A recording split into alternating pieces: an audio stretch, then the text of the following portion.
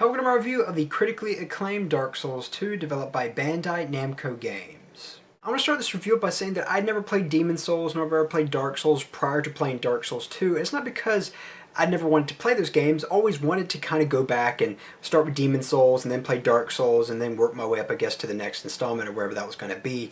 But I just never got around to doing so. So given that Dark Souls 2 was kind of the hot new game at the time, a couple of months ago, I decided to just kind of jump right in because, well, I wanted to play it because everyone else was playing it. Which, by looking back at the decision, and since I've played a little bit of Dark Souls since after I've beaten Dark Souls 2, I would actually say that Dark Souls 2 is actually quite a bit easier than Dark Souls. Which I will elaborate further on in this review, but typically when I do my video game reviews, I like to talk about the story and the writing, and Dark Souls 2 is slightly an exception to the rule. There is a story a bit, there is a set of stories to be heard throughout the game, but when you first get to this place called Majula, which is essentially a sanctuary for the player, you really don't know what exactly you're supposed to do other than seek the king, if I remember correctly. I mean, it's quite vague, and even after I've beaten the game, I'm still not entirely sure what exactly was going on, and that's okay.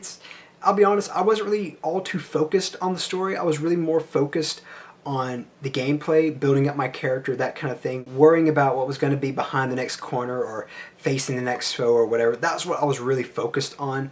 Although there are some neat characters that you do find throughout the game, and therefore they will share you some very interesting stories and that kind of stuff, which is a huge plus. And when you do find these particular NPCs scattered throughout the world, it's a nice little break from the intense despair that the game kind of puts you through.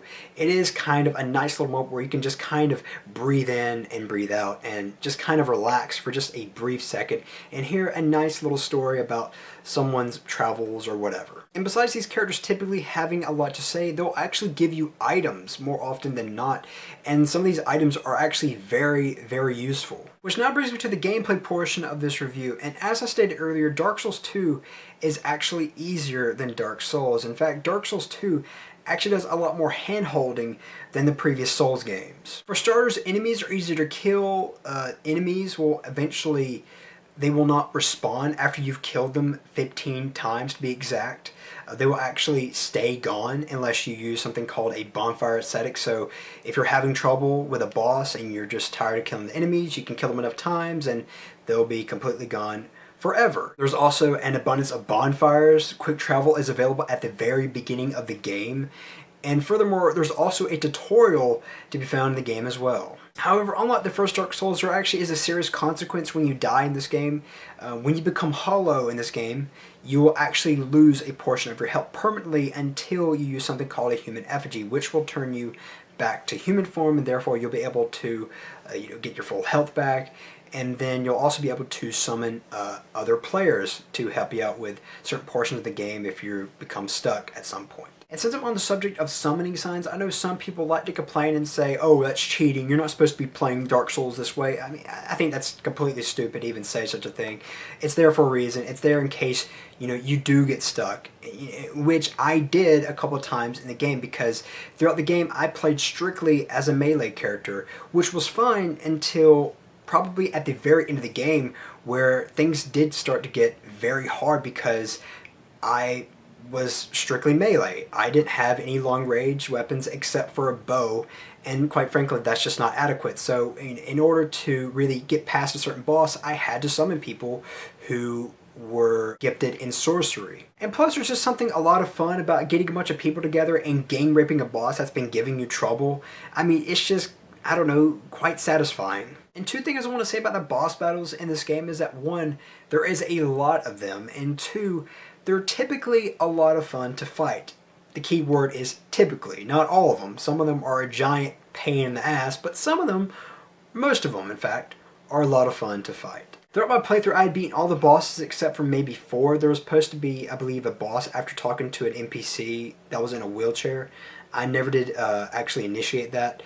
I never did beat Ancient Dragon. I never did beat Vendrick, nor did I ever beat this giant rat who was a complete and utter pain in the freaking ass. And one thing I want to say regarding the challenging concept of Dark Souls 2 is that it really depends on how you approach the game. Dark Souls 2 can be an incredibly challenging game, however, at the same time, it can actually be a fairly easy game if you know what to do, if you know what stats to upgrade, if you know what armor to use or whatever. It really depends on how you approach everything. For instance, one way of actually one-upping the game is, of course, farming for souls, which is the currency in the game. So every time you kill an enemy, you get a certain amount of souls, and therefore you can go and spend it on items or, of course, your assets, which I did a fair amount in the very beginning of the game. However, the only problem with farming in Dark Souls 2 is that when you kill the enemies 15 times, like I said earlier, they will not respawn until you use something called a bonfire ascetic, which will bring back the enemies. However, they will be upgraded to New Game Plus mode, and therefore they will be harder to kill. Now, before I start talking about some of the things that I didn't like about the game, there are 3 things that I do want to praise that I haven't had the chance to praise previously. One of those is the art design and graphics. I really do love the art style in this. Even at its ugliest and most malformed and darkest and grittiest, I think the art design is actually quite beautiful, and the graphics, are quite fantastic as well. And again, regarding the visuals and gameplay, one thing I have to say is that unlike the first Dark Souls, where there would be portions of the game where their frame rate would literally drop to like 5 frames per second, Dark Souls 2 does not have that problem, or at least anything from I remember. I mean, there might have been maybe once where the frame rate might have gone kind of bad, but it was nothing too significant. For the most part, for the very most part, in fact, Dark Souls 2 is actually quite smooth in comparison to the first Dark Souls. And another thing I need to praise is the variety of enemies to fight throughout the game. There is a lot of enemies to fight, and what's probably the biggest perk to this game is that there is an overwhelming variety of side content. I mean, I honestly could not differentiate from the main core game to the side content, because it's all, it's all the same. It's very well done. It doesn't feel like it's tacked on. It feels like it serves a purpose, and it's actually fun to play. And furthermore, since there's so much content in the game, it took me at least a month to beat this game. That rarely happens these days. I mean, usually when you pick up a game for $60, you might get maybe at best a week out of it. This gave me an entire month. And as I stated earlier, there are still bosses I haven't even beaten in the game. I mean, there's still things to do in the game even after I've beaten it within a month. Which now, unfortunately, brings me to the bad. Dark Souls, in general, they're challenging games, right? However, sometimes they can feel more time-consuming than challenging. 2 very different things. When you die, you respawn back to a certain area. Typically, it's a decent little ways from the boss. It depends on where it's at. But usually, you have to fight through enemies, or sometimes better yet, just run through them. And what's kind of frustrating, and although, it is an improvement from the first Dark Souls, you get to the boss, and sometimes there are certain bosses that will kill you in literally one hit. Albeit that Dark Souls 2 is indeed a major improvement when it comes to having a sufficient amount of checkpoints. I just kind of feel somewhat weird about, killing all the enemies, then going to the boss, then dying and having to restart all over again, then realizing that everything that I just did was a giant incomplete waste of time. Or at least essentially it was. But given that Dark Souls 2 provides more hand-holding, I can't necessarily fault Dark Souls 2 for doing what it's doing, However, one thing I can fault the game for is that sometimes it could be a run-of-the-mill enemy, it could be a boss, it doesn't really matter.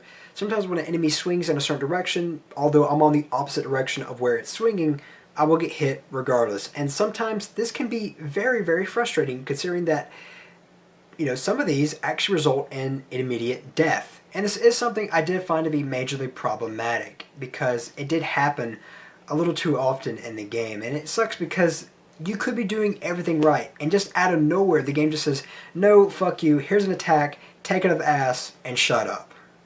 Overall, Dark Souls 2 is fun, offers an abundance of content, it's challenging, and it's a game that is meant for real gamers. So I'm going to give Dark Souls 2 a 4.5 out of 5. As always, I'm Colyn Kirkland, and thank you so much for watching.